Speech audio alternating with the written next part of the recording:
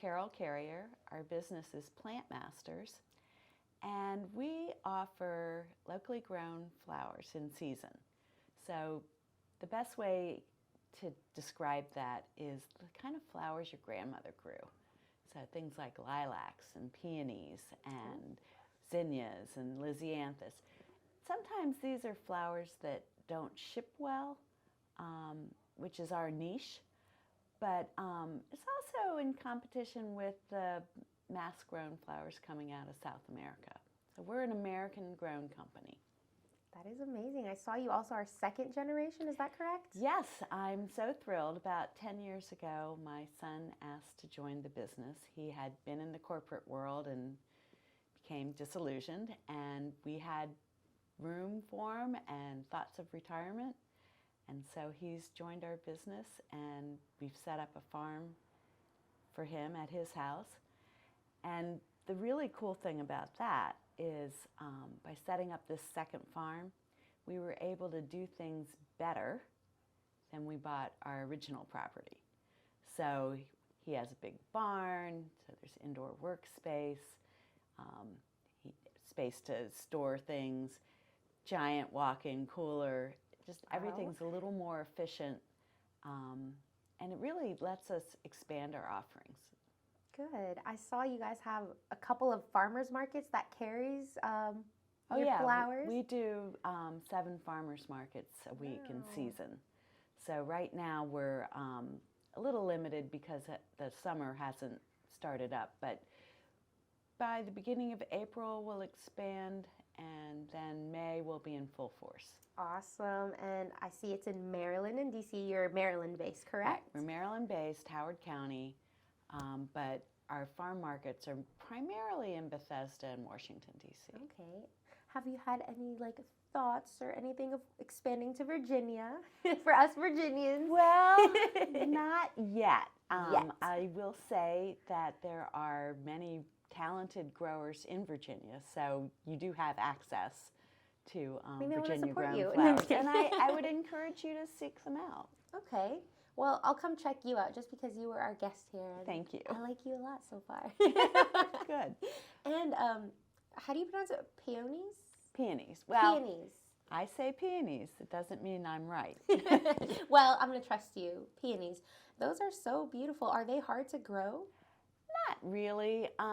Peonies are perennial, so they come back every year, which is something people like. Nice. The biggest problem people have is growing them without adequate sunlight. They do like to be in full sun.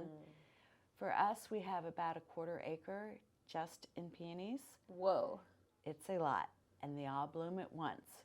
And so when it's peony season, we are at full force. I believe it. You have to cut them at a perfect stage so that they are ready for your customer to have them open in their home.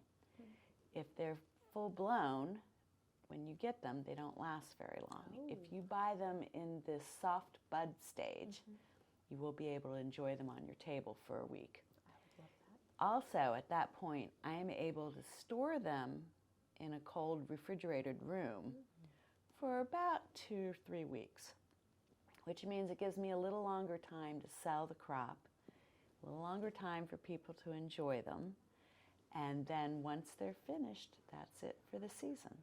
Wow. I love how you just summarize that so beautifully. And as far as for your business, have you had any challenges that you've learned something from? Yes. Share those with us. Lots of challenges.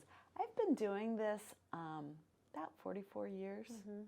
So you can imagine everything that can happen pretty much has happened. And so I would just offer to you, before I even tell you any of the disasters, have a good attitude and know that the best way forward is just to start going forward. That's right. So there was this summer that, well, I'll preface, we have really strived to have some balance.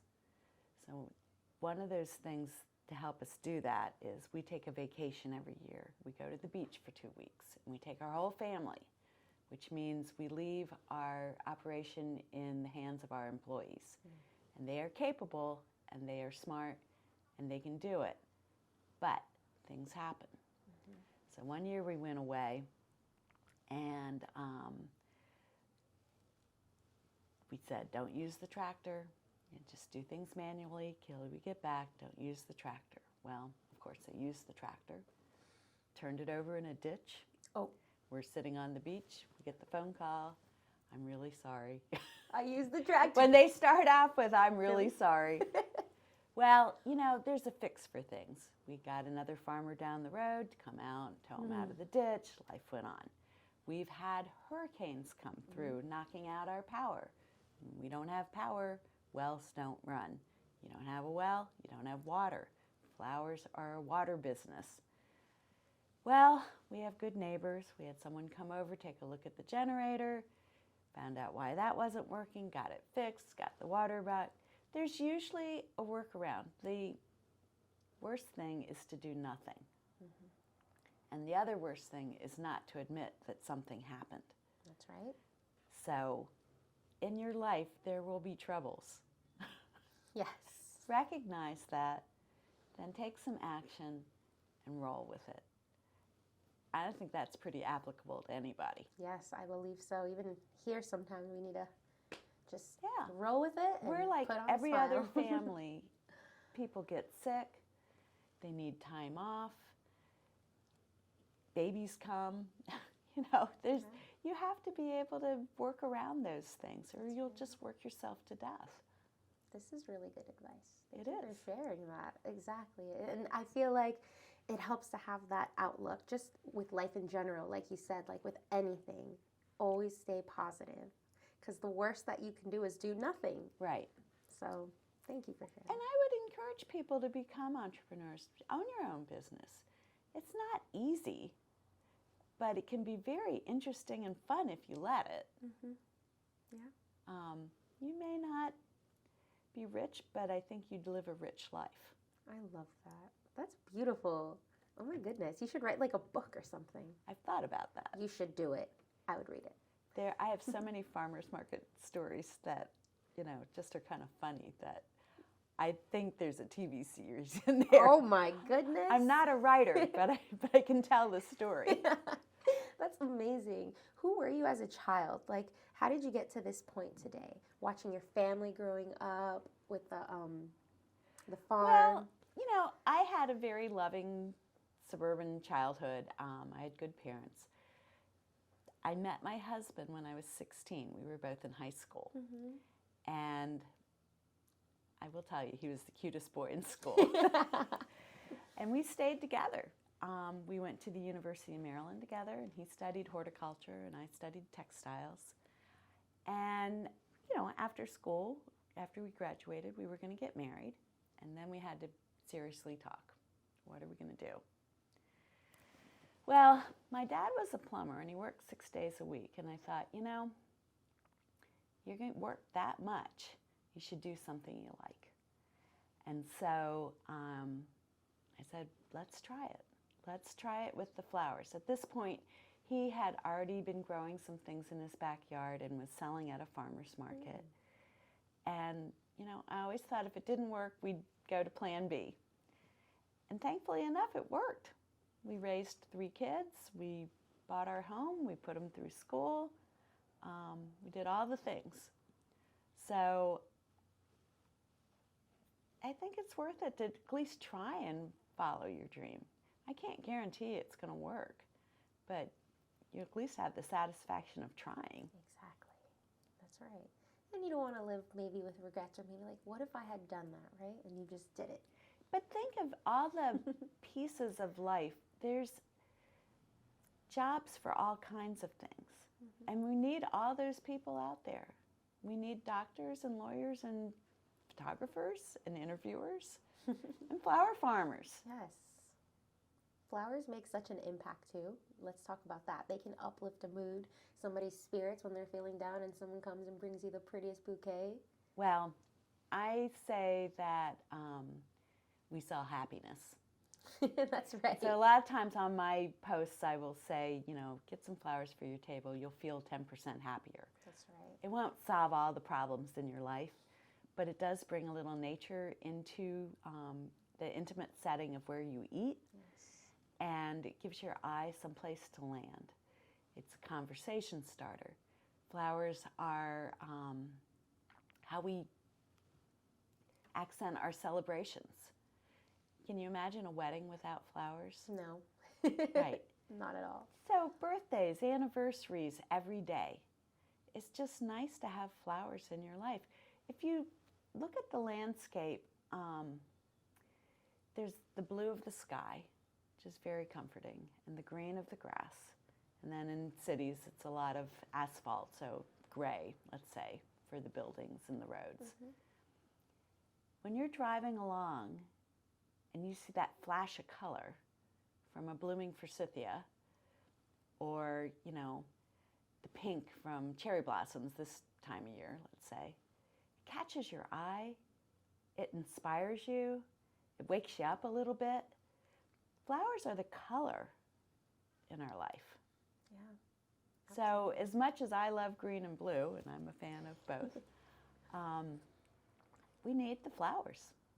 They're part of our community for a reason. Absolutely. I definitely couldn't agree more with you. I love flowers. I know this sounds cliche, but I just love a good rose. I love the smell. Do you have any recommendations for similar style flowers that have a nice smell? Well, you know, it's funny.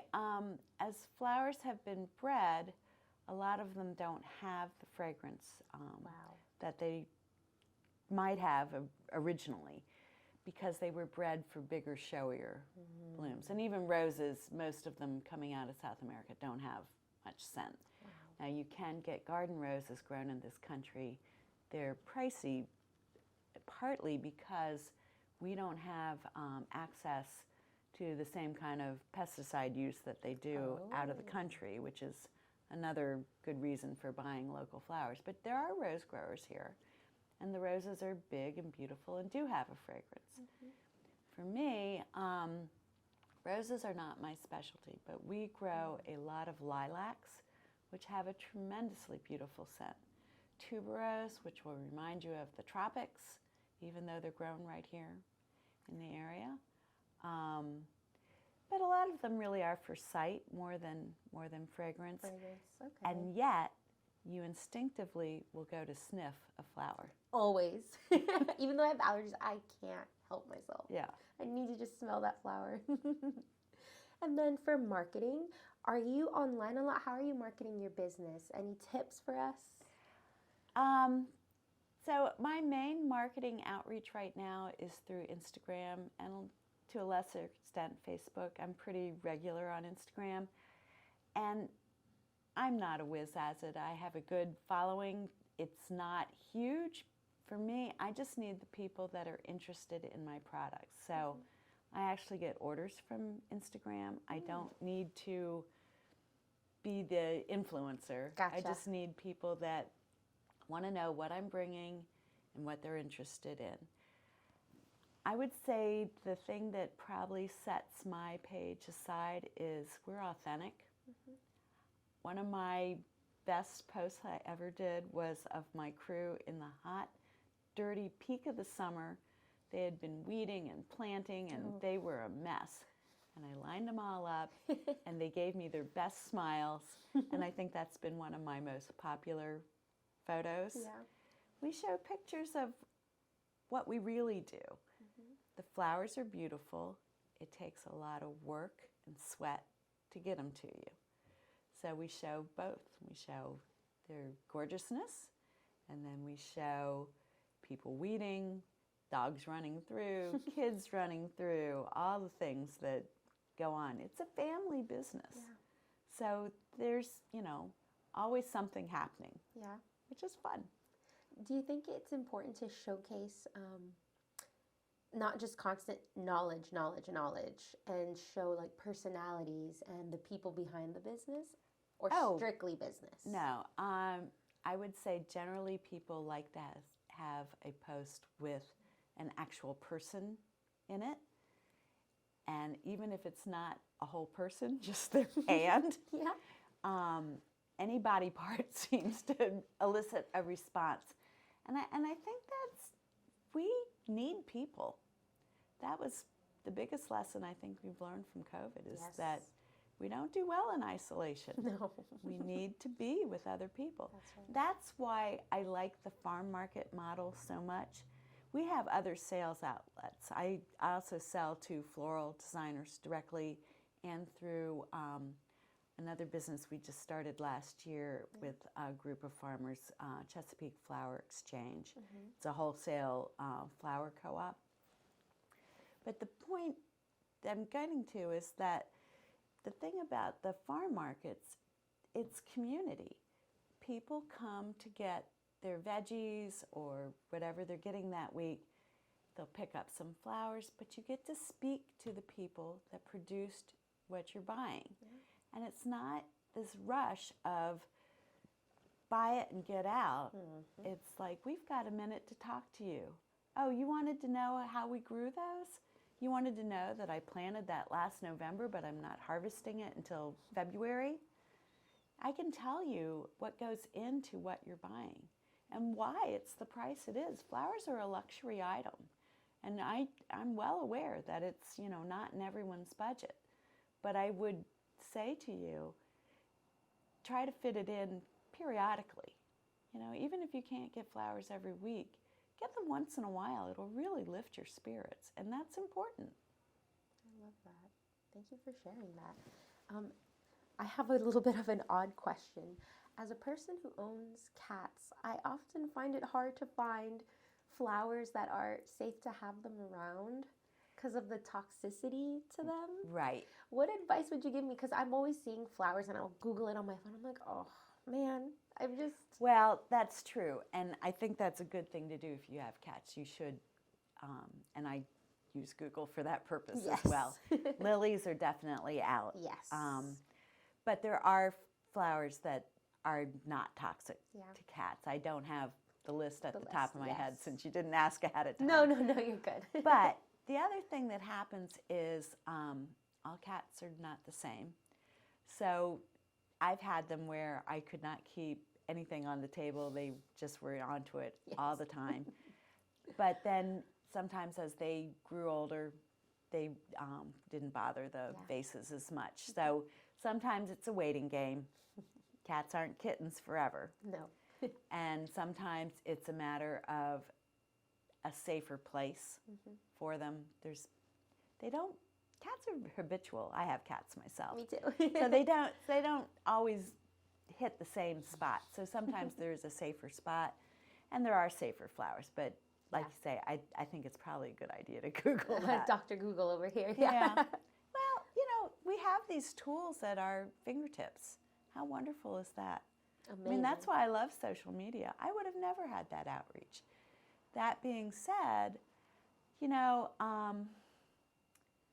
for most of my business life, we were not listed in the phone book. We did not do paid advertising. It was all word of mouth, and we did pretty well. So if you offer a good product, people hear about it. Yeah, they'll see it and they'll want to come to you. So are. And then just a couple last questions here. Who are you outside of being a florist, an entrepreneur, a business owner? I'm like you. I'm a woman. I have hobbies. I'm a mom. I have 3 kids. I'm a grandma. I have 7 grandkids. Oh, wow. I'm a cat owner. You are like me. Yeah. No matter who you talk to, we all have our different jobs and our different backgrounds, but we have a lot more in common than we are different, no matter who it is. When you sit down like this, you find that you do have a lot of commonality. That's right. And last question. If you could leave one message for our listeners here in regards to anything in life, it could be about your business, it could be about family, technology, what would that message be? I was thinking about that as I drove over here. I think attitude makes such a difference in your life. Every day is a good day. Even the days that have disasters in them, you woke up that morning, you had another chance to be a light in the world. So, please take advantage of what you have around you and appreciate it. Count your blessings. That was amazing. I felt like I needed to hear that, but thank you so much. Like, was this a sign or something? Like, did the world just send me a message? The world is very hard. It just is. And, I'd love to solve all the problems. I'm not in that position. So if I can just make my corner a little better, that's what I'd like to see happen. It can't help but do good. Yeah. I would love to get rid of the wars, straighten up our environment. There's so many people that have mental health issues these days. Families have problems. I'm not immune from any of that. But if I can start off with a positive attitude, I think it's going to influence you to have a positive attitude. Yeah. And together we can really make the world better. For sure. Thank you so much for coming in today and sharing your amazing stories and wisdom with us. This was a great opportunity. Thank you.